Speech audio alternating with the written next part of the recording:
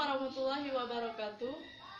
Nama saya Linda Rusmini dari Universitas Terbuka Palembang, kelas 2A. Hari ini saya akan mempresentasikan karya ilmiah saya yang berjudul Upaya Meningkatkan Hasil Belajar IPA tentang sifat-sifat benda cair dengan menggunakan metode eksperimen pada kelas 5B SD Negeri 120 Palembang. Di sini terdapat abstrak yang berisikan latar belakang, tujuan, pelaksanaan penelitian, hasil siklus 1, hasil siklus 2, dan kesimpulan. Yang pertama yaitu pendahuluan, latar belakang masalah yang mencakup identifikasi masalah, analisis masalah, alternatif dan prioritas pemecahan masalah. Yang B yaitu rumusan masalah, C tujuan penelitian perbaikan pembelajaran, dan D manfaat penelitian perbaikan pembelajaran. Yang pertama yaitu latar belakang masalah berdasarkan observasi di SD Negeri 120 Palembang.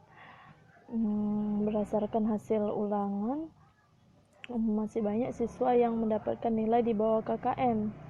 Terbukti dengan 35 orang siswa, ditemukan bahwa 22 siswa memiliki nilai di bawah KKM, sedangkan sebanyak 13 siswa mendapatkan nilai di atas KKM.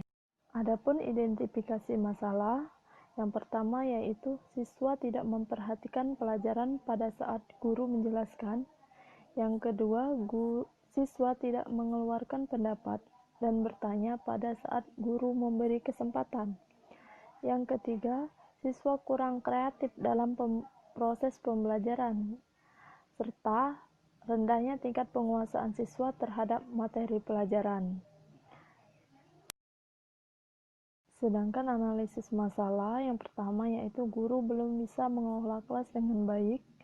2. Metode pembelajaran yang digunakan guru monoton dan tidak tepat dalam kegiatan pembelajaran. 3. Media yang digunakan dalam pembelajaran tidak menarik bagi siswa. 4. Kurangnya penggunaan alat peraga yang konkret dalam proses pembelajaran dan sering tidak menggunakan percobaan sederhana, sehingga siswa tidak bisa membuktikan konsep dengan nyata.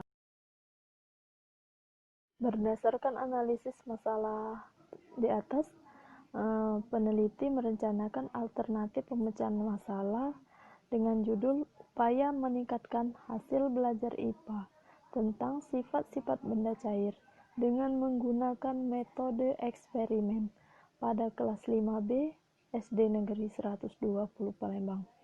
Berdasarkan uraian latar belakang di atas, maka masalah penelitian dapat dirumuskan. Apakah penggunaan metode eksperimen dapat meningkatkan hasil belajar IPA tentang sifat-sifat benda cair dengan pada siswa kelas 5B SD Negeri 120 Palembang?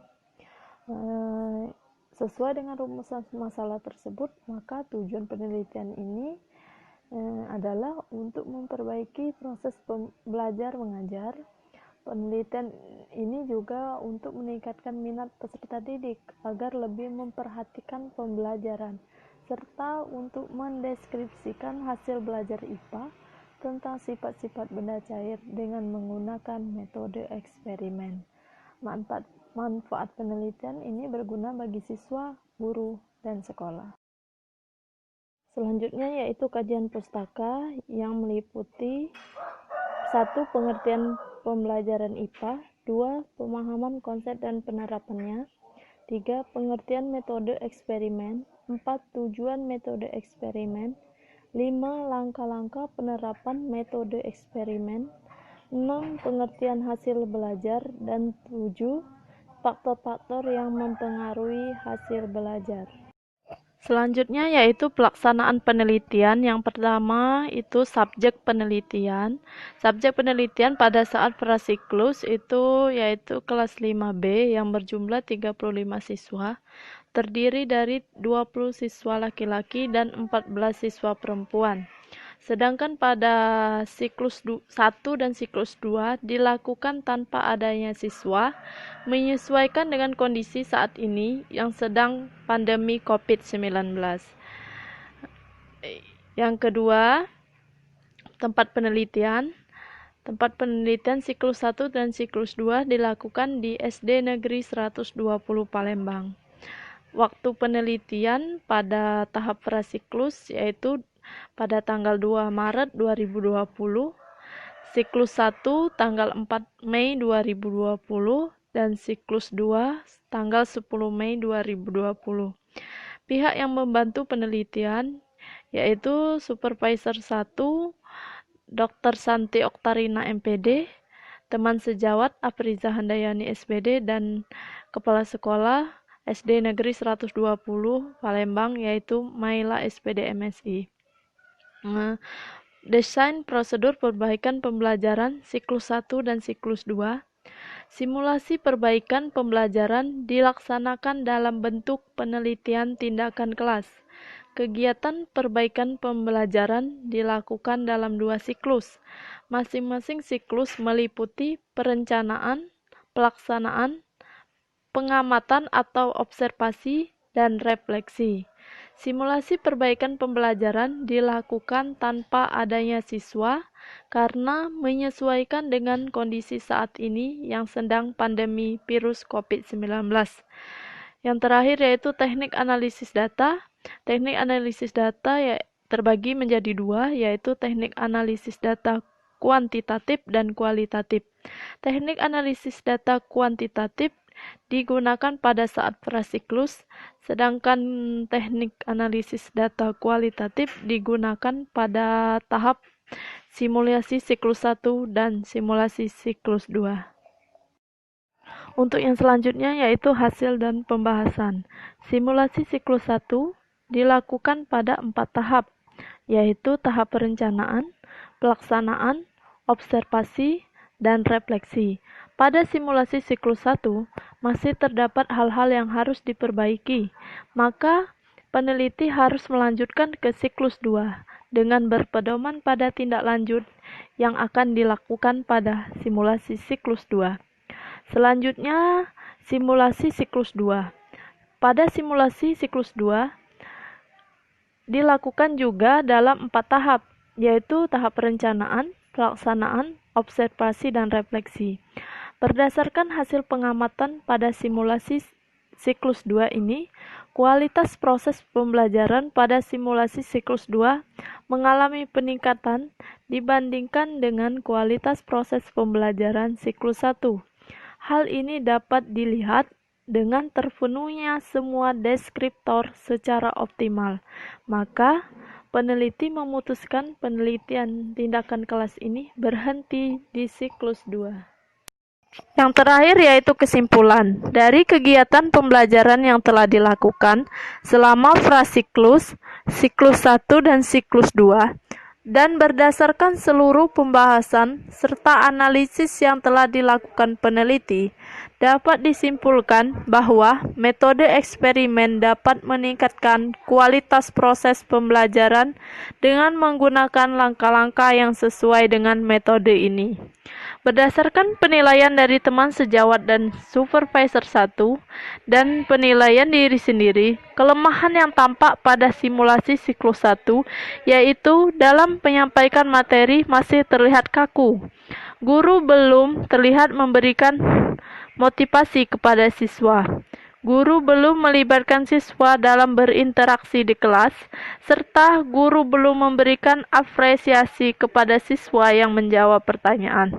Adapun kelebihan dari simulasi siklus 1, yaitu kegiatan yang dilakukan sudah terdapat pembuka, inti, dan penutup, suara sudah jernih dan jelas, identitas mahasiswa sudah jelas, materi sudah sesuai dengan usia anak didik.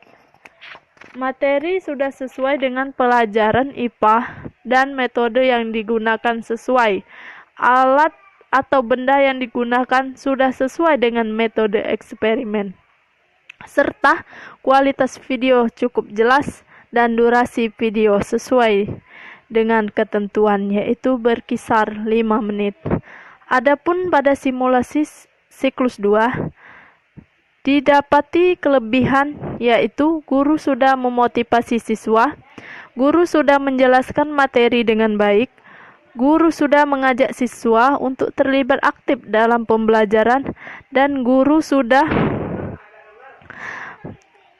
menggunakan metode yang sesuai dengan materi, sehingga dalam perbaikan pembelajaran di siklus 2 ini dapat dikatakan mengalami peningkatan yang signifikan dibandingkan dengan pembelajaran siklus 1.